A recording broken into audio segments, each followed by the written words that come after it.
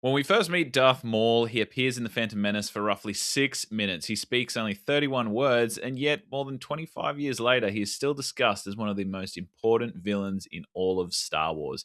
This creates a real question. Is his reputation justified by the character, or is it sustained by overhype from the fandom and the audience? We look at that today on the Fandom Portals Podcast.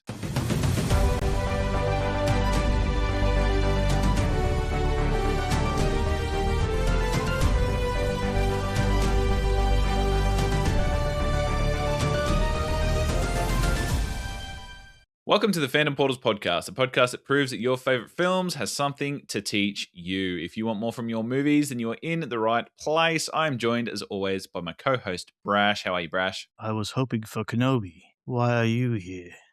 Hello.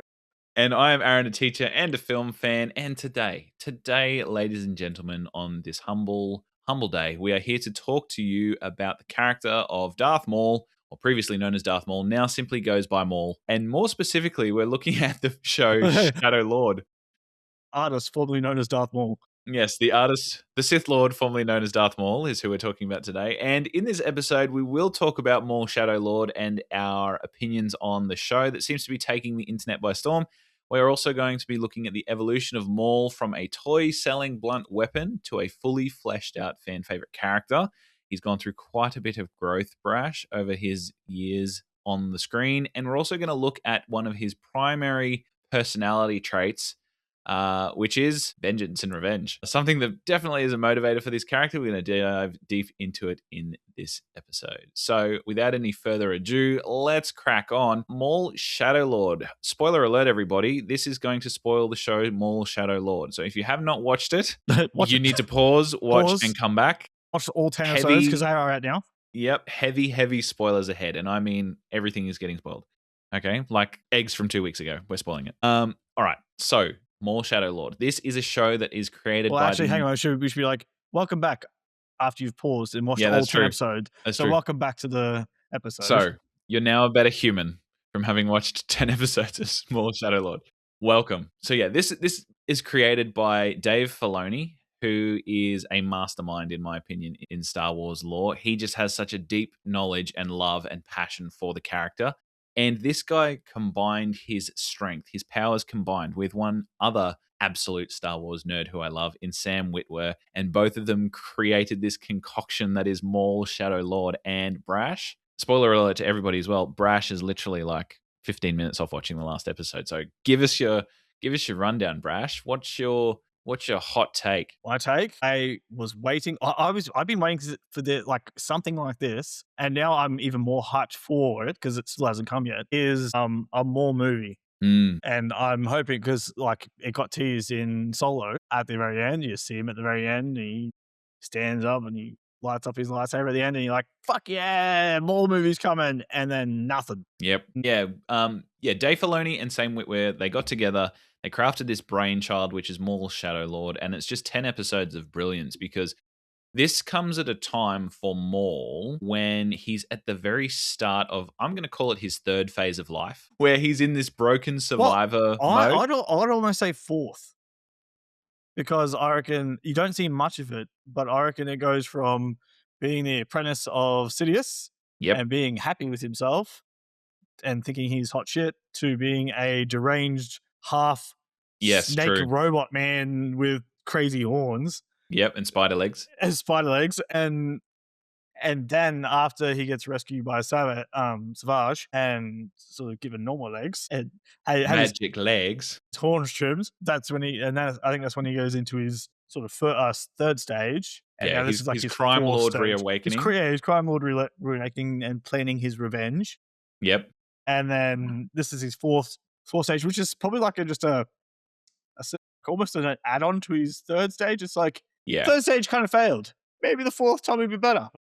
Yeah, well, this is actually true because we meet Maul in the first episodes of Shadow Lord, where he's trying to rebuild his criminal syndicate. We know that from the Clone Wars, he sieged upon Mandalore. He created Shadow Collective. The Shadow Collective in the Clone Wars as well. So he was at this height of power. He's used his his brain and his intellect and his cunning to really craft these important elements. And then the bane of his existence comes back and thwarts it all in terms of Darth Sidious. And then now he's back left with zero, and he's more vengeful than ever at the start because he's trying to get revenge on a lot of the other criminal underworld people that really didn't come to his aid during his time of need.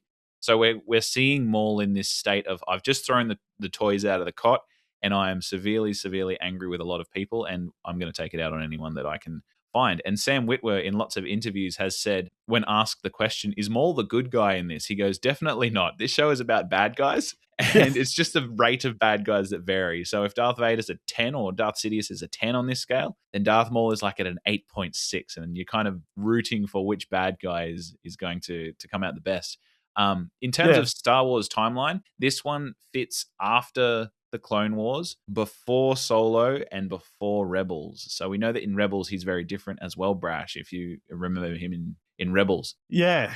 So I one of my favorite iterations of him is in Rebels. Besides a few episodes of Clone Wars a lot of episodes in Clone Wars that I absolutely just love to death, especially like the last season of Clone Wars, which I'm so glad they were like, because they weren't going to do it. It was just going to be over. And they're like, yep.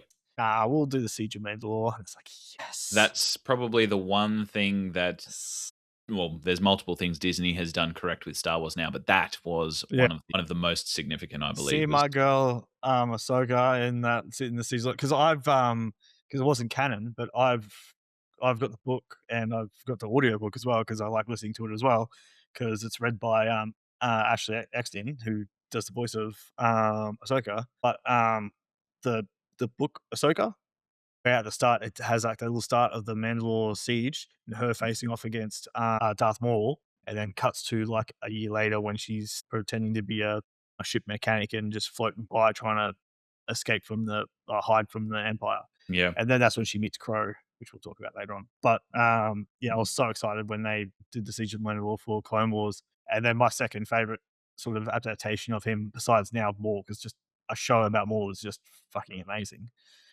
is the Rebels version of Maul, when you see him and he's pretending to be just an old hermit just living on Malachor. Yeah. No, I think that in this part of Maul's life, he's definitely way different to what we see him in Shadow Lord and way different to what we had seen him before in Clone Wars. And I think it's primarily because he's come to this crazed end of life phase where he's obviously beaten and broken down. He's lost everything, and the only thing that's kind of driven him along is this vengeance and revenge, to the point where he's almost on a personal mission at this point. Whereas I know that in obviously Maul Shadow Lord and the iterations beforehand, Maul has about 10 moving pieces in the background, it seems like, at any given moment. Whereas when we meet him in Rebels, it seems like the only thing that he is focused on is that one man that's plagued his existence from the moment that he has been cut in half by him, and that is Obi-Wan Kenobi. So he's definitely driven to that very disastrous end in his seeking of vengeance. And he ends up finding Obi-Wan, and we'll talk about the ending to that a little bit later, because I think it's very poignant to talk about Maul's realization in that moment. Yeah.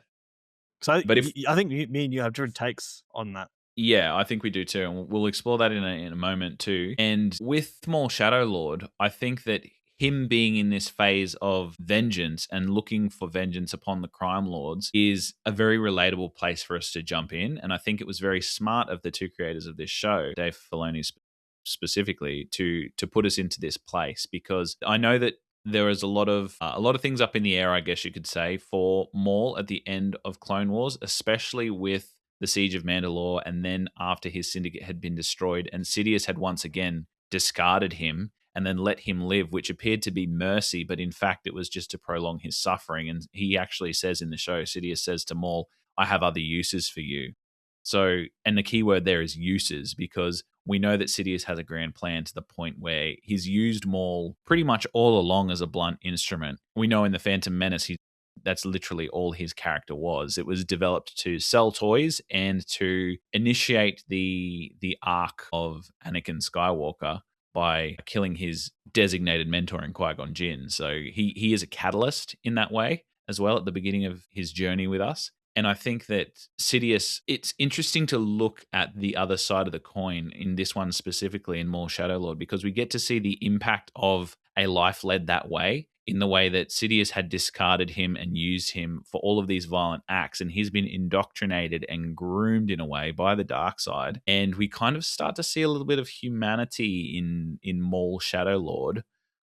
And I think because I know the character of Maul a little bit well, I never really was sold by it to the point where I was like, oh, he's turning into a good guy. It was more like I felt like Maul was almost not forgiving himself, but giving himself a little bit of grace for the savages that he had gone through as a child at the hands of Sidious. What do you think about the emotional sort of elements of this series, Brash, where Maul is seen to almost interact with his younger self when he's in a dazed state? Yeah. And I think like that was probably one of my favorite episodes too, where you got to see a little bit of the backstory of what happened. He sort of got groomed at the start and taken away, and Savage was there saying, "No, don't go." Yeah. And then yelling out to Sidious saying, "What have you done to him?" Because Savage could see that like some sort of mind fuckery been going on. It kind of reminds me, because how you said before, when people were asking, "Oh, is he the good guy in this?" It reminds me sort of like the Penguin.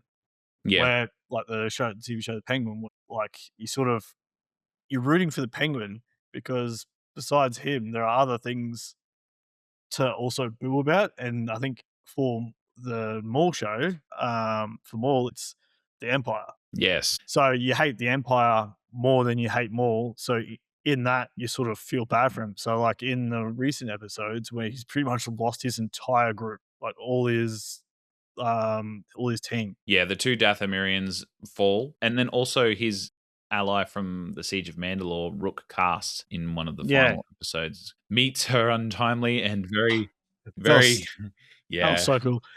I think for me, it was the sound accompanying that one, because I know that Vanessa Marshall, who voices Rook Cast, apparently she was asked by the show's creators how she wanted her character to meet her end, and she said that she was told that this was going to happen, and she said, I want her lungs to be ripped out of her throat by the Force. And then apparently that's the sound that they kind of tried to emulate there, with obviously Darth Vader being one of a very powerful Sith Lord, being able to do things like that. But yeah, Maul, as you were saying, Maul loses all of his companionship, all of this alliances that he's built up in this space. And then you kind of see him fall back into survival mode in those last few episodes as well, just as you were saying, how we kind of start to believe that he may or may not have turned a corner here. He's definitely gotten a soft spot for Devon, which seems to be a theme with Maul as well, carrying on through to Rebels with Ezra Bridger. Yeah. We might talk about that a bit later too, but you sort of think, oh, maybe he's going to let someone in. Maybe he's going to connect here. And I think this is coming from a place where you know that he feels remorse and some regret over how he treated Savage, his brother, when he was alive. And he's always seeming to like reach out for that connection.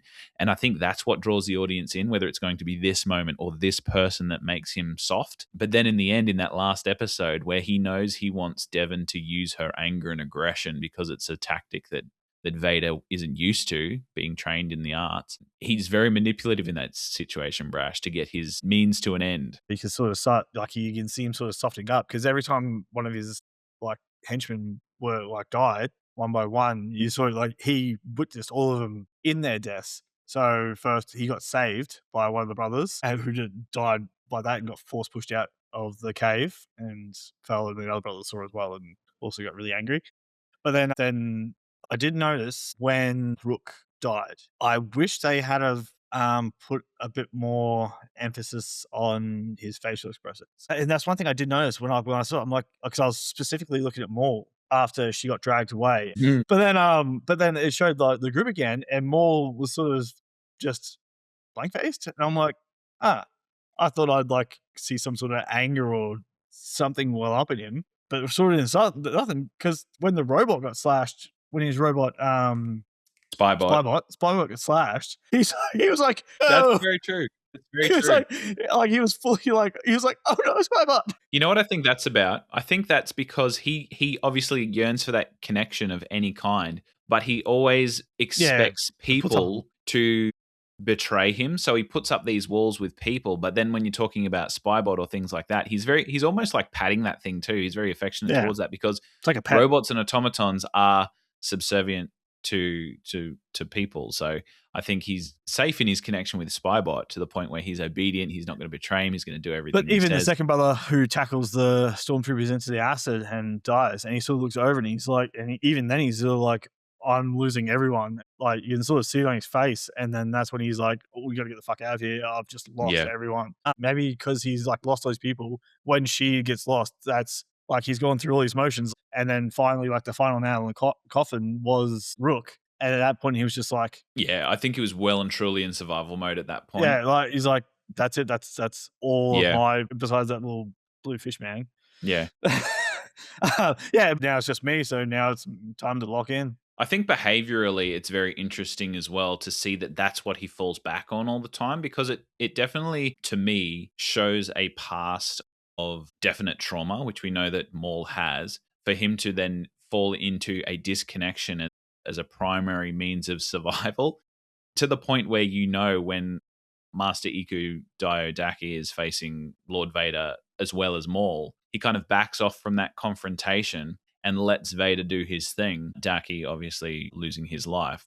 But Maul kind of uses that as a moment to attach himself to Devon as well, which, season 2 may be coming along depending on or concurrent to the ending of this show. And I think they've actually greenlit a season 2 at time of recording. I'm interested to see how that fallout will occur if it is found out by Devon that he obviously led to her death. And that Devon is not in Maul's life when he is part of Rebel. So there is something that leads Maul to become devastated once again, lose all hope, become this old crazed hermit that is fully committed to revenge on Kenobi. So perhaps that's it. Perhaps it's him reaching out and forming a connection with Devon and then losing that once again. Yeah, and I think a lot of people are wondering if she's going to be like Devon's going to be the Darth Talon.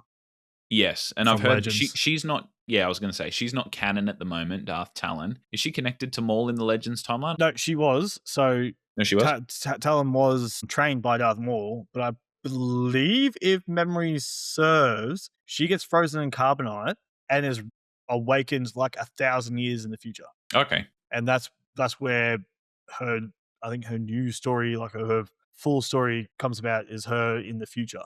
Yeah. But Darth Talon, I believe, was initially trained by Darth Maul as an apprentice, and then, but is frozen in carbonite and is then awoken.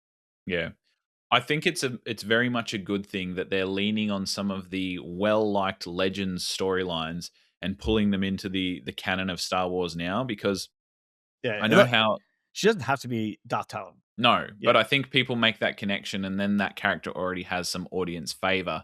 But I think Dave Filoni's smart to do that, because we know that there was a very well-liked sequel trilogy after the original Star Wars movie that included Thrawn. And because these movies deviated away from that, most people felt like that there was a superior trilogy out there and source material wasn't respected where it probably could have been.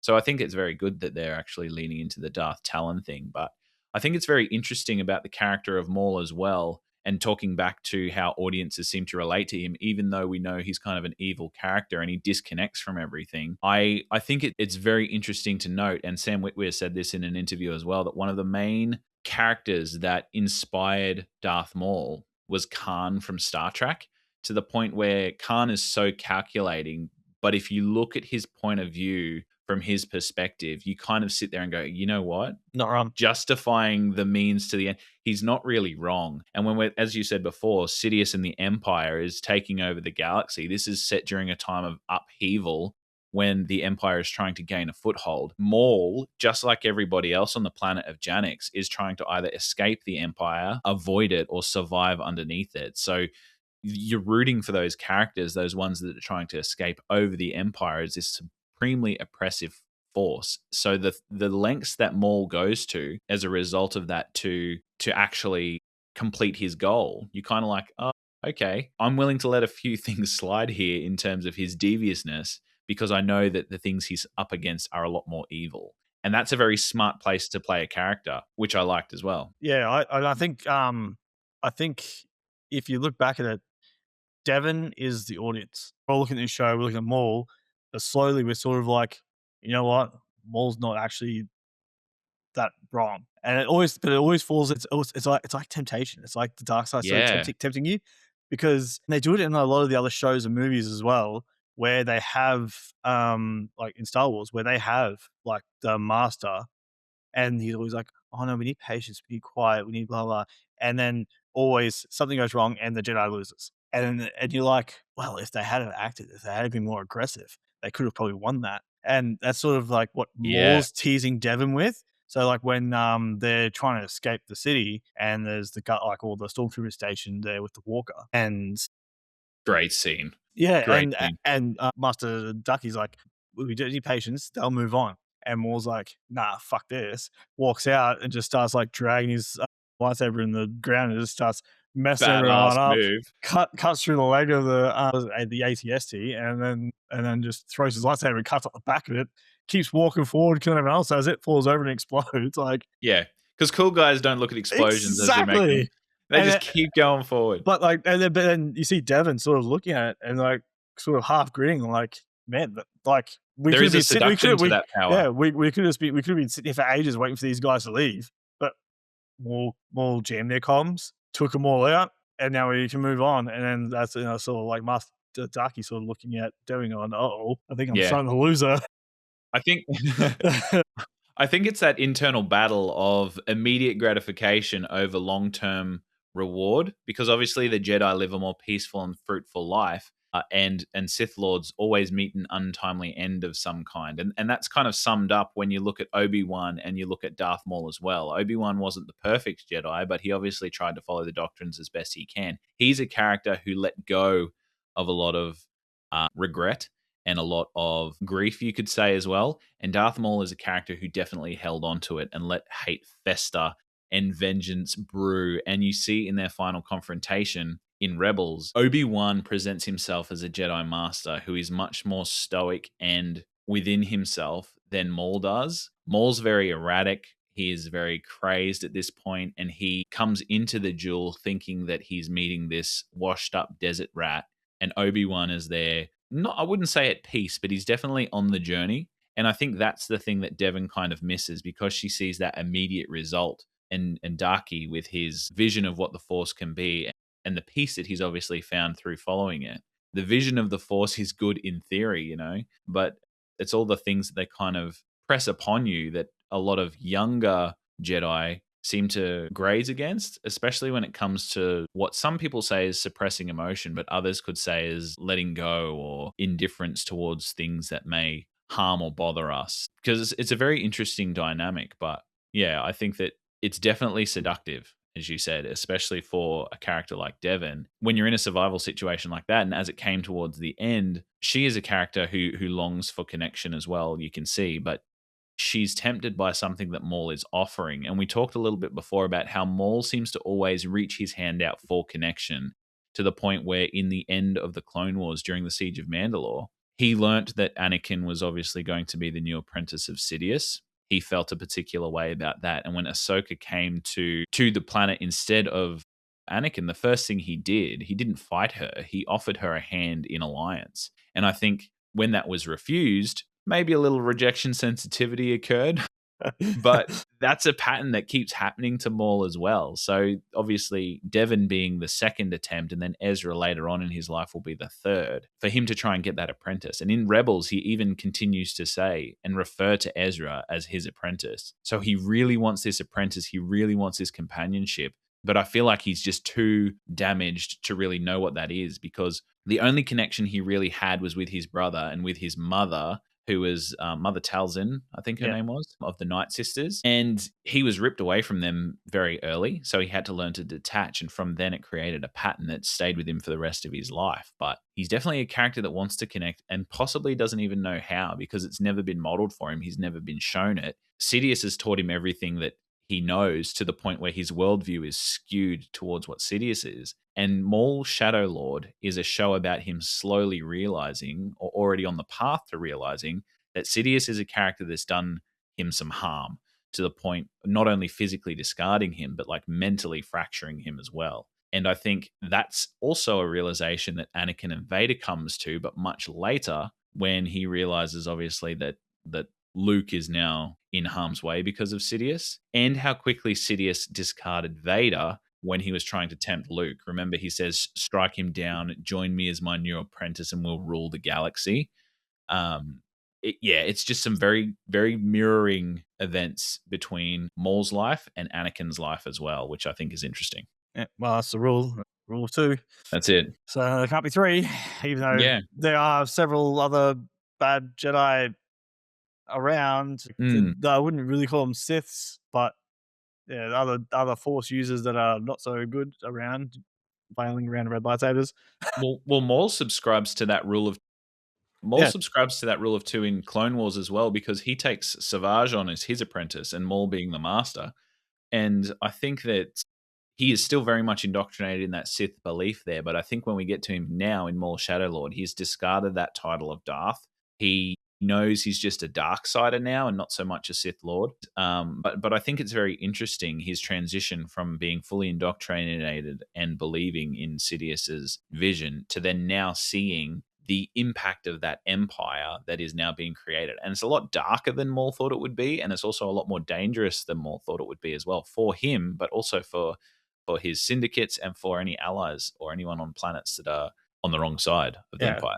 Sidious's teachings are so ingrained in him. Like, even though he drops he realistically now has dropped the Darth, he's no longer a Sith Lord, he still follows the rule of 2. And I think that's one of the most telling things about how he can't let go of things. He has to prove himself. And I believe the reason why he keeps trying to get an apprentice is because Sidious did it. So Sidious got an apprentice, and he's meant to be the Anakin, who's the greatest Jedi, greatest Sith Lord, strongest in the world, in the galaxy, best ever. And pretty much what all Maul is like, all right, Sidious, hold my beer. I'll find one too. I'll get an apprentice that's just as good as yours, and I'll beat you at your own game. Maybe even better. Yeah, exactly. And so he tries so hard to find. He's tries so hard to find an apprentice to match and equal Sidious to have revenge on Sidious. But I mean, also it's a smart thing. It's not like Darth Maul can just walk in, or it doesn't like Maul can just walk into Sidious's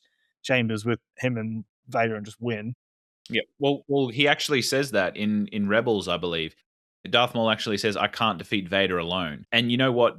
The last 2 episodes of Maul Shadow Lord show exactly what he means by that and where he got that information. Yeah, and I was This must be, because it says set in the early days of Empire, but this must be year 1 or year 2 of the Empire. It must be, So it's 18 BBY. 19 BBY was Order 66 executed. Mm-hmm. This would be like the first to second year of the Empire's reign, because as they're trying to get a stranglehold over the galaxy. Yeah, because Ahsoka, spoiler alert for anyone who doesn't know, but it's in one of the other little shorts that they made canon now too. Ahsoka kills Crow in her, it's like second year of being on the run. Yeah, second or third year of being on the run. Mm-hmm. Yeah, Crow doesn't make it too much longer after this.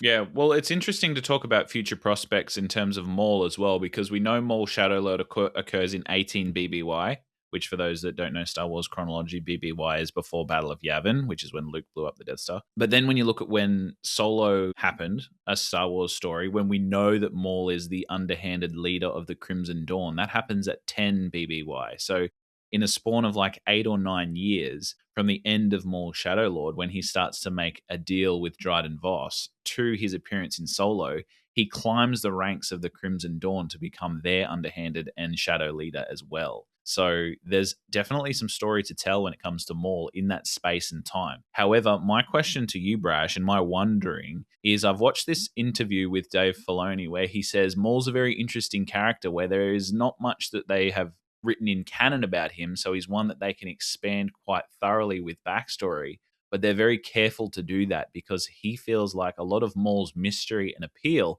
comes from the fact that he is lurking in the shadows. There's not much known about him. If people understand and know his psyche to the nth degree, then he may not be as interesting as he was made popular for in the first place, because there is that evil and that sort of discontent, you could say, about him as well. So I think they've got to walk a line that's very careful in this space, and I don't think they can fill every single gap, but I do like how Maul connected us to that last cameo appearance in Solo, because when I watched Solo, I think that it was the very definition of a cameo for me. Like Maul appearing there, I was like, what the heck is this? Like, he's obviously appeared in Clone Wars and we know he's alive, but becoming the leader of the Crimson Dawn, okay, nothing's been said before that. So I think that people watching Solo now, seeing Maul appear at the end after watching more Shadow Lord, will probably think of it a little bit more kindly, or at least wonder towards how that connection occurred. But I really love knowing that obviously Dryden Voss has made a deal with Maul, and then now he's going to do some more dealings and various different underworld craziness in order to become the leader of the Crimson Dawn as well. So it's like he's building the tower back up again. It's not the Shadow Collective anymore. We now go by the Crimson Dawn. I think like for him, I reckon it's gonna be really easy because like Dryden asked him to like, hey, we'll rescue you if you kill the leader of the Crimson Dawn. And he's like that, and I reckon he'd do that and be like, all right, follow me now, else I'll kill you too. Well, exactly. I mean, what could he do? I know. It's like, I mean, Dryden Voss is the plot device for this to occur, obviously. But in terms of him, he's kind of just unleashed the Rottweiler and then expects the Rottweiler not to turn around and bite him back. But it'll be interesting to see that power struggle and how the dynamic occurs because Maul definitely runs things from the shadows, it seems. Dryden is still the boss, but yes, the boss. But I think like he's like, of course, yeah, exactly, yeah. But yeah, so I reckon straight up, almost straight away, Maul will be like, I will take over. But I think what they may do is have a period of like a few of those years between 18 BBY and 10 BBY, where he may just go off and like train Devon. Yeah. And when they come back, she's stronger. I reckon as like with a lot of people who turn to the dark side, they have physical changes. If they are going around sort of like the Talon route, because how Devon is pink, it depends on when they want to do what they want to do for the second season. Because now they've gone off, yeah. So they could come back 4 years in the future. Well, we don't know what the story would be. It could be immediately after. And that's what I mean. But which is the interesting part. We want more now. Yeah, but I reckon the best bet for them is to just do a little bit of a time jump and come back when Devon is apprenticed by Maul. Is apprenticed and has had a few years training. And then instead of because you want to still keep the mystique of Darth Maul, like, do you want to sit through like years of her doing her training from day dot to whenever? I'd rather see her thing and then have like flashbacks. So like, because that would be the way to go. I'd rather like the first vision I see of Devon again, like her, and if they want us to go the Talon route, have her skin turn from the pink to more of the blood red from the changes from taking in the dark side. And like for Devon, it might be because she's so full of hate and revenge, instead of her going pale or anything, like she's gone red with just anger. And like it sort of turned her skins from a pink to a red. And that's how she can then look the part of Darth Talon, as Darth Talon was red with black stripes. Like that's the interesting part for me for season 2 of Maul Shadow Lord, is that relationship that he's going to have between Devon and Maul. And I think that is going to be the linchpin and the key to moving the story forward. And whatever happens around that will happen. But I really feel like we're now going to be looking at what happens when Maul actually does that thing that he's been searching for, where he's been trying to find that apprentice for so long. And then obviously he tries to reach out to Ezra Bridger after the fact. So you can see maybe he's pining for something that he may have lost with Devon as well. But I agree. I think those physical changes are definitely something we would need to see. But I definitely feel like the flashbacks are something that would work well as well. Like the first scene for me that I would want to see is Devon fighting in a completely like Maul stylized way, aggressive, fast, and then perhaps during that fight that they're doing while she's fighting with Maul, you go to flashbacks of the training. Yeah. And it would be interesting to see whether Maul trains her with any form of compassion or trains her in the way that Sidious trained him, which was very torturous, which was very hard, and which was very unloving, I would say, and also probably unforgiving as well. So Maul definitely, through some of the comic books that have been canonized, his training was arduous to say the least, and Sidious would enjoy teaching him lessons through his failure, which is a Jedi trait, but his failure would often leave him with some pretty severe and dire consequences as well. Just slipping back as well onto the similarities between Anakin and Darth Maul, as we look at both of those characters of Anakin and Darth Maul, you can see that both of them were taken at a young age as Force-sensitive users, and they both had something to lose or to regret leaving. Like Anakin had his mother, Darth Maul had his brother and his mother as well. So they're very similar in that way. So when they were actually trained, they were also yearning for connection, but then never being able to get it. You can also see that both of them, in terms of Vader later on and Maul in his early career, both of them had dealings with Obi-Wan Kenobi and basically like fell to Obi-Wan Kenobi in terms of Anakin falling and then turning into Darth Vader, and then Maul falling and being chopped in half. So they lead a very similar life to the point where they were both also seduced by Sidious. And it's interesting to see that Maul sort of comes to the realization that Sidious is a villain and has seduced him halfway through Clone Wars and then through Maul's Shadow Lord, and then definitely by the end of Rebels he has. But Vader really comes to that conclusion at the end of Return of the Jedi. So they both travel on similar journeys. So it's very poignant for me to see that Sidious was definitely looking for that, quote, chosen one or Force-sensitive, powerful young people that he could take on, to the point where he's almost mirrored that experience for both of these two characters and Jedi. So, yeah, I think Sidious is always 10 steps ahead in that way. And he definitely uses people as tools. And Maul is a character who has met that with regret, anger, and frustration. Yeah. And I do find it interesting. If you noticed when Sidious took Maul, usually when they take younglings, so when you see Ahsoka getting taken, she's like, what, 3, 4? Yeah, that's right. And Obi-Wan also mentions in Kenobi that he was so young, he remembers he may have had a brother. Yeah.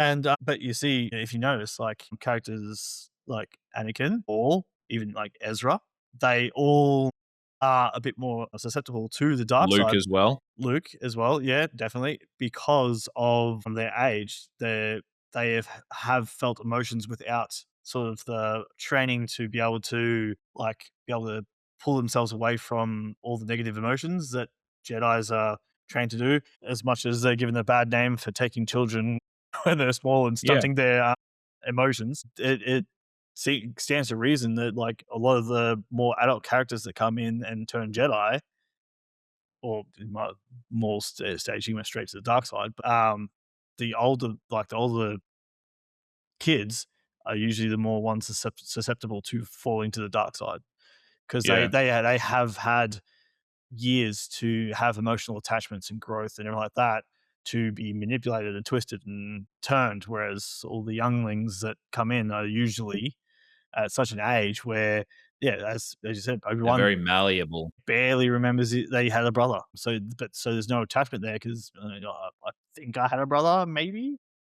So here's the thing that I think is funny toward the Jedi. So what I don't really like about the Jedi is they obviously take these kids in when they're really young. Yeah, they're still children.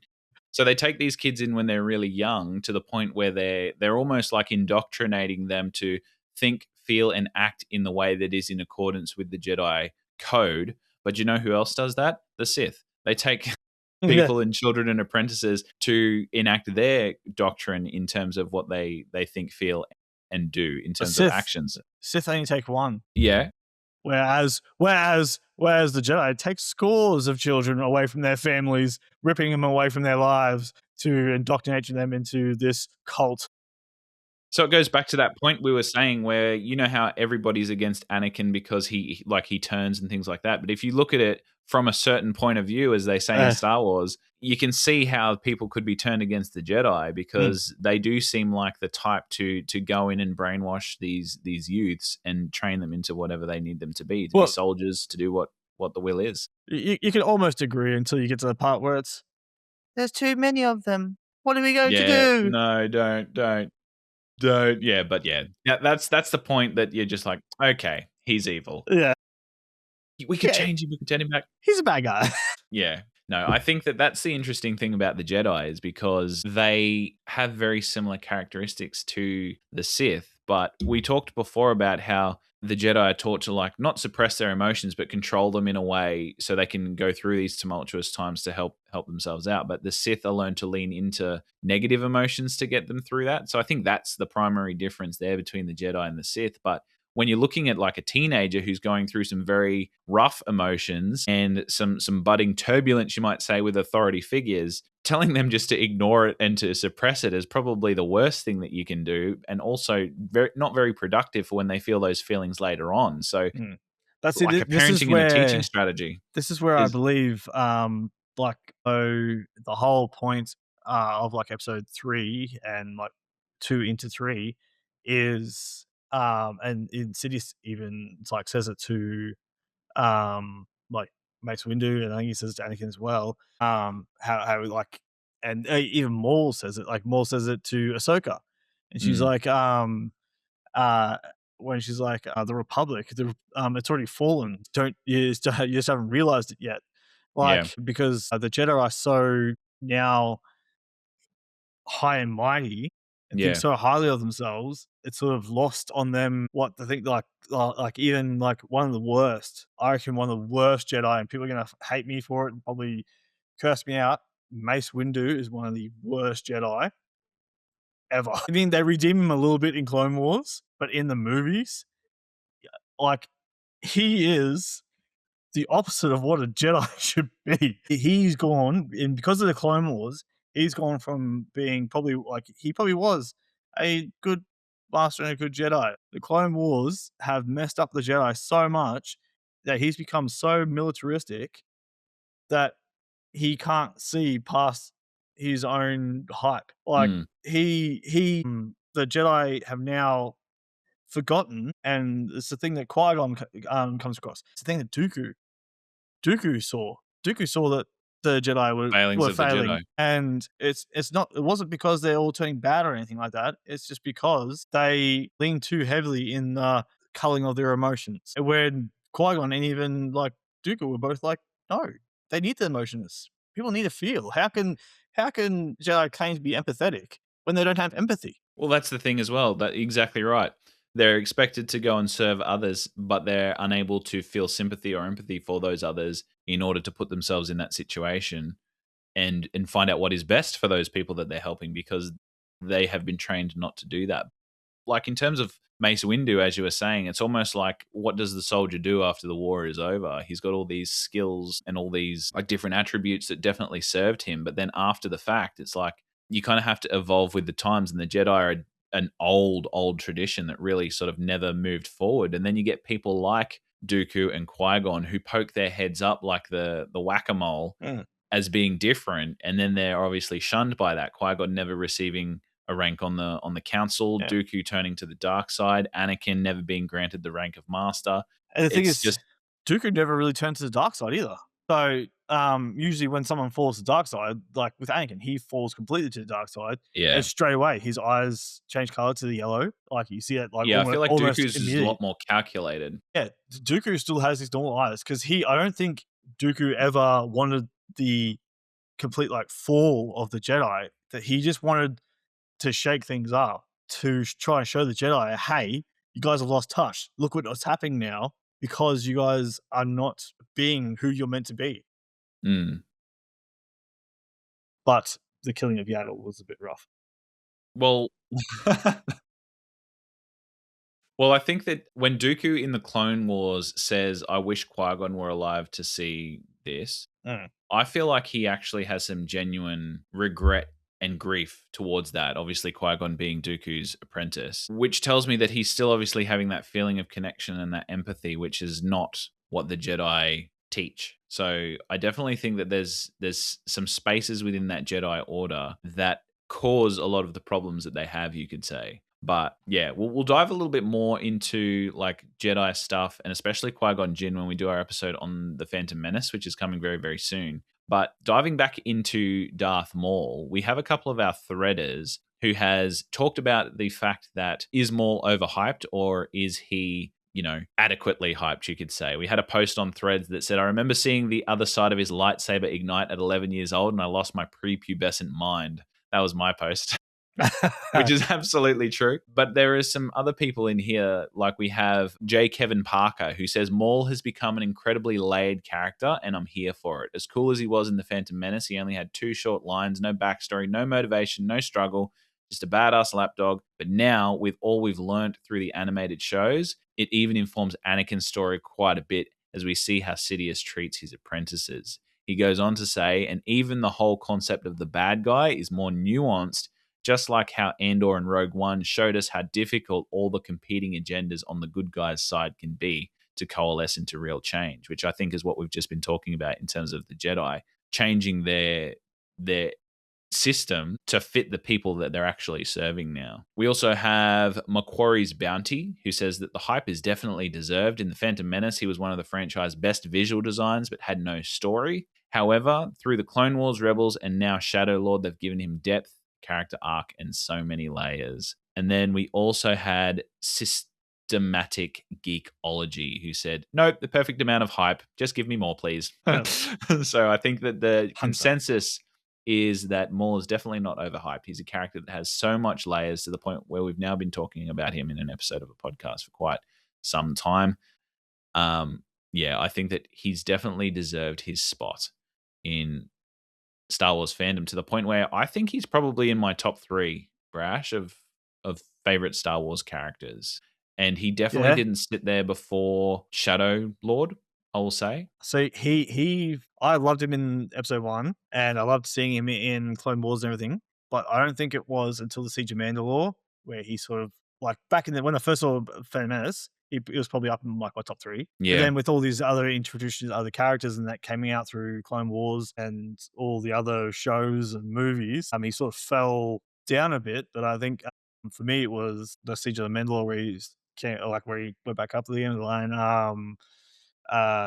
Where he says, when he calls Ahsoka a Jedi, and he's like, I'm no Jedi. And like their tussle in their fight, because it was, and the one thing I love about the Clone Wars fight between Ahsoka and Darth Maul is that was a actual fight that they mocap CGI'd over the top of mocap. Yeah, and they actually got Ray Park back to do it. To do it. So it was Maul actually fighting. And you can see some of his moves as well. It's so great. Yeah. I think that like the team behind Maul is so good. Like you had Ray Park as obviously the martial artist, and then you had Sam Witwer as the voice in this series and also through Clone Wars. He's just perfect. Anyone listening to this who hasn't seen it, go on YouTube and look up Sam Witwer and look up like Sam Witwer's Star Wars quiz. He does a whole bunch of Star Wars quiz with a bunch of like other Star Wars nerds, and even with Freddie Prinze Jr., the voice of Kanan. He does like these trivia games with them and stuff like that. And just the knowledge of this guy, just the absolute knowledge. And like the story, and there's everyone who knows Sam Witwer must have seen when he tells a story about how in Clone Wars, Dave Filoni, who's the master of Star Wars, and everyone and he is like, Dave Filoni knows his shit. But Sam Witwer even corrected him on one of the episodes where Anakin and Padme are talking about meeting his mum. Meet a mum, and and Sam Witwer's like, they've already met, and he's like, they had a dinner together. On Tatooine when the sandstorm came through. Yeah, and so check it. Go out and check him out. Like, he's definitely great. Watching him perform his vocals as well. Watching him perform his vocals. He's so into that role. But yeah. All right. So our last thing that I wanted to talk to you about, Brash, in terms of Maul is his demise. We can't talk about a character without talking about the way that he's ended. And, I think it's very interesting to create a story where where the end point is for the character. And I think it's really good to see how he is in Maul Shadow Lord and then see how he is at the end. Obviously, this crazed person bent on revenge, fully committing back to his vengeful ways toward Kenobi because that's all that he has left at this point in time. And then he finally meets him after a very long time of searching. And they face each other one last time. So I think for me, that scene I initially thought was underwhelming. And now, having known a little bit about Maul's journey and seeing how he reacts to Kenobi and how Kenobi is, I feel like I appreciated it a lot more, to the point where Sam Witwer has described the scene quite well in terms of Ben Kenobi and the way that he faces him. So the first time Ben Kenobi draws his weapon, he goes into his regular pose where he holds the sword or lightsaber near his face and points towards Maul. And you see like a moment of recognition where he's like, oh no, I've tried this before. And then he goes into, and what Sam Witwer says is, I'm now Ben Kenobi, and he holds the blade in front of him, which is how we see Alec Guinness fighting Darth Vader. And in the end, he's just like, he plays the ultimate chess gambit move where he then moves into the Qui-Gon pose. Yeah, and that draws Maul into the attack where he can then... So it's not a flashy lightsaber duel. It's almost a battle of minds. It's a move and then a counter move and then a counter play. And Dave Filoni has said that he didn't want it to be an elaborate lightsaber duel for the end, because he'd done that in Phantom Menace. He'd done that in Clone Wars as well when they meet again. And I think that doing it this way was so important. And then what happens after that is also just as significant. I agree with everything, but I don't believe he went back to Tatooine to take revenge. Mm. Do you think he went there knowing he was going to die? 100%. Okay. 100%. I think he went there to find peace. Yes. Okay. I can see why you're thinking with this. Because he's gone from Phantom Menace, where he was the apprentice, had to go through some rigorous shit to become the apprentice of Sidious, and was, like, in a way, at one point, almost succeeded because he killed Qui-Gon Jinn. What an accomplishment. Jedi Master. Fucked him up. And then he's like, what yeah. an accomplishment. He's like, hell yeah. And then, like, I have peaked. Here comes little Obi-Wan Kenobi. He's still technically an apprentice. He still has a little rat tail. And then he's like, look at this little pipsqueak. And then gets cut in half. And he's like, underestimated, yeah. Maybe I'm not that good. And then he sort of goes a bit crazy. And then brother finds him and then kills his brother, discards him again, and he rage just keeps building and building and building. And he keeps, has a new apprentice. I gotta get an apprentice. That apprentice didn't work. I need another apprentice. This apprentice surely will work. That apprentice didn't work. And it just gets to a point where he's suffering. He keeps building up and he just keeps failing and building up and keeps failing. And he just keeps to a point where I think he's just like, and this is what I think, he gets to a point at the end of Rebels where, again, he's failed to do what he wanted to do. And I think he's like, to a point where, like, my whole life has just been nothing but failure and struggle. It should have probably ended Naboo. So he's like, full circle moment, goes back to Obi-Wan, the person who probably should have killed him. He came in, he bisected him. He should have been dead. Yeah. I think the whole thing was, he's like, no, this has to end where it probably should have ended all those years ago. And that's meets back up with Obi-Wan for their final, just quick one flick and done lightsaber duel where he falls into Obi-Wan's arms. And at that moment, he's just like, no, that's it. Peace. I agree, because the look on his face when that occurs, on Maul's face. So when Maul dies, the look on his face is definitely one of peace. You can see that he's fallen from this life of suffering. He's just let it all go. The hatred seeps away to the point where I think Obi-Wan Kenobi is the longest relationship that Darth Maul has ever had. He's the last living person that has known him for pretty much most of his life, and he goes and finds him and lies with him as he dies. And Obi-Wan in that moment also looks to him and doesn't see a rival. He's let go of all of this. And Maul, I feel like, is the same. And lets go of any sort of hate, like any sort of negative feelings he had towards him for killing his master, which he was a bit broken up about. And Satine as well. And Satine. Shit. Yeah. That's what I mean. He's let go. Dude's messed with that thing. And at this moment, they're both just like, we are both old and we're both done. They're both, and they're victims of the same system too. Yeah. Because the Jedi failed Obi-Wan just as much as what Darth Maul believed and what Maul believed in failed him in terms of Sidious. They were both duped by the same guy. And and realistically, the next time you see Obi-Wan, the next fight he gets into is the same thing where with Vader, and he in A New Hope, let's go. He succumbs and lets go and dies, like just like Maul. He's like, just like Maul. I think Maul's like, I can't fight anymore. I'm done. I think Obi-Wan's the same. He's like, we have Luke now. I can't help him like this. I can help him by what Qui-Gon taught him, being a Force ghost. Yeah, and guiding him in that way, being anywhere he Or needed with him at him, any with time. him at all times. The beautiful part about Obi-Wan's death in A New Hope was the last thing that he saw as he died was Luke and Leia back together, and Alec Guinness gets this knowing smile. Yeah. And then he obviously succumbs to Vader's blade. But it's interesting to see that was obviously filmed concurrently or apart from the Kenobi series, where he had a lot to do with Leia's childhood, and he's obviously always looked over Luke. So I think that was really well done and intentional in the way that they did that. And it's really beautiful to know that Obi-Wan almost thought in that moment, I can help him in other ways, but he's going to be okay now because Anakin's children are together. And I loved that as well.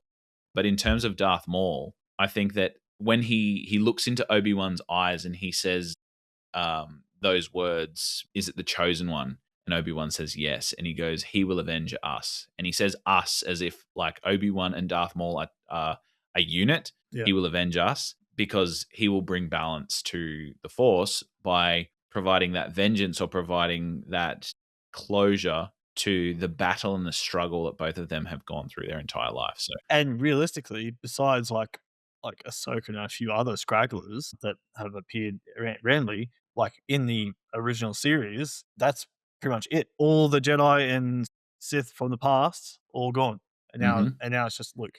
So like the slate's like pretty much wiped clean. Yeah, and you can sort of think of like at the time like Ezra is in a different like dimension universe. Yeah, he's in the place between worlds or whatever. No. He takes the space whales and takes Thrawn. Yeah, that's right. And pisses off into some other galaxy far away from Star Wars galaxy into like another galaxy. And then Ahsoka, you can't really count her as Jedi because she's not really a Jedi. She was never knighted, and she never finished her training. She was never knighted, and she doesn't call herself a Jedi. What you call it, grey, but people call it grey Jedi, who's like just someone who isn't trained in the arts of the Force, but doesn't subscribe to their doctrine. Exactly. And realistically, there's no really like Kanan ends up dying before while beautiful death. I know that I sometimes still go back and watch that scene. Have you watched it with like something. You know that Star Wars soundtrack that soundtrack with the M83 song? Yeah. The outro or intro, whatever it is from M83. Yep. God, that's good. Yeah, I've tried. Actually, I'm gonna have a look and see if someone's done it. But like, I've been wanting to get that Star Wars M83 mashup on my Spotify for so long. But yes, no, absolutely beautiful scene, and it's just everything, like keeping the fire at bay to then pushing Hera back so she doesn't get caught up in it, and then and then just as he's about to let go, as he's pushing away, the Force gives him back his sight again, so he can look at Hera one more time. Anyway, that's so good. So it's going to start making me emotional soon. Man, Star Wars. But yeah, no. We should do a video on. We should curate our top 5 Star Wars moments and go through them and just see if we can make each other cry. That'd be easy because I'm already starting to tear up. That's a good one. Yeah, no, there are like in all things, there are always beautiful things. Everything, I agree. Everything.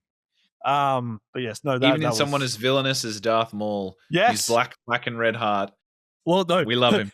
One of the things I was also like, oh damn, it was when Spybot died, and the look on Darth Maul's face when Spybot died. I was like, holy shit! It's like someone just like killed his puppy. Yeah, I love Spybot. And then he went on John Wick. Yeah. Have you seen those pictures where it puts Spybot and Andor's robot side by side, and they have like the same faceplate? Yeah, K2SO. Yeah, K2SO. Yeah, interesting. Yeah. Well, All right. That is it for this episode of the Fandom Portals podcast. Thank you guys so much for joining us as we covered Star Wars Maul Shadow Lord. What a great show. If you haven't checked it out and you're not deterred by all the spoilers, definitely go and check it out. It's peak Star Wars, which is what we love to see. Our next episode coming out, we're going to be doing Star Wars for a little bit. We're going to do one on the Phantom Menace, so definitely check that out as well in the show notes. It will be there for you, ready to go. make sure you also share us on socials. If you want to get into the conversation with us, we post a lot of stuff on Threads, a lot of stuff on Instagram, and we read them out on our podcast, on our YouTube. So if you have an opinion and you want it heard, definitely come and check us out. This has been Aaron. Keep learning, keep growing, keep loving fandoms and film, guys. At last we reveal ourselves to the Jedi. At last we will have our revenge. Goodbye. Revenge! Goodbye.